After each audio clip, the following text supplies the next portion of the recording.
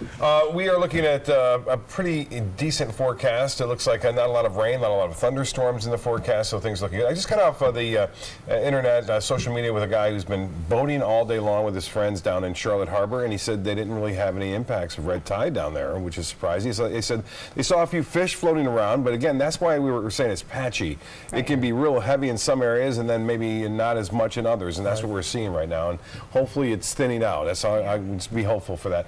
We are looking at the Casey Key webcam right here and showing that brownish color of the water. You can see it kind of greenish brown right there, not the nice blue color that we see most of the time. And the waves are coming in from the west, not very big, not very strong waves, so we're not seeing that red tide become airborne as much as that could happen if we had stronger west winds. High pressure, though, is the culprit. It's slipped down to the south now. Typically, it's right off the Carolina coast, brings us that nice easterly wind, brings us those storms in the late afternoon and evening, moving into the Gulf, and it cools us down. But that's not going to be the case now. We're going to have very warm and muggy nights, looks like, as a result of this not budging much as a trough of low pressure kind of develops in the eastern third of the nation, or at least drops down from the Great Lakes. There are the storms. They're moving off to the east now. Not much going on here, pretty quiet, and it will stay that way too, it looks like.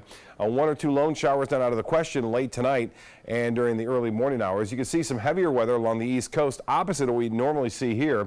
That's usually on the west coast. There have been some storms around and even some outflow boundaries trying to generate some storms and at least make it back to the coast, but not having much success. You can see that there's one right there. That one kind of created those cells that you see, but it tries to make it off into our direction, but it's being held up by that west wind, so I don't anticipate much going on here near the coast. Again, some showers and storms into Highlands County. I love this city name, Hen Scratch.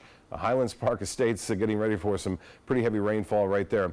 The live sweep of the radar showing some showers well offshore. Not much going on here along the immediate west coast, and should stay that way, as I said, throughout much of this evening. Evening planner looks good. It will be warm, though. Temperature at 11 o'clock will be 82, but it'll feel like more like 92, I believe, if you factor in that higher humidity. Well, the futurecast showing a lot of shower activity into central Florida tonight. Notice tomorrow morning, 10:30, mainly north of us, but we could still see a few showers here, I think, popping up. The models may not be picking up on that. But this is at 2:30 with all of it well east of I-75. Rain chances tomorrow pretty low, and it'll stay low on Saturday as this high pressure is pretty close to us, and the moisture content isn't all there yet. Saturday morning, still a few coastal showers are possible with the heavier storms well east of our particular area.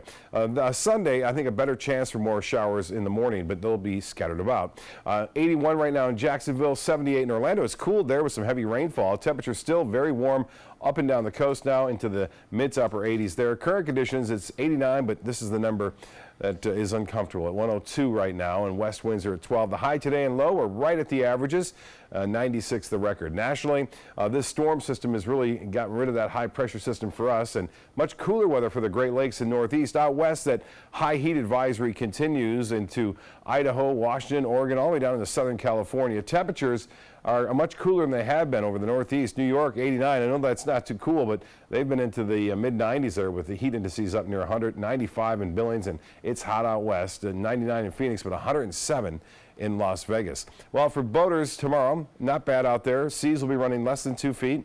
And pretty smooth conditions out on the waters. A 7-day forecast then. A slight chance for a few coastal showers in the morning, both Friday and Saturday. Better chances of that happening on Sunday and Monday, with the main focus of heavy weather later in the afternoon inland, away from the beaches. High temperatures right around 90 degrees. Back to you.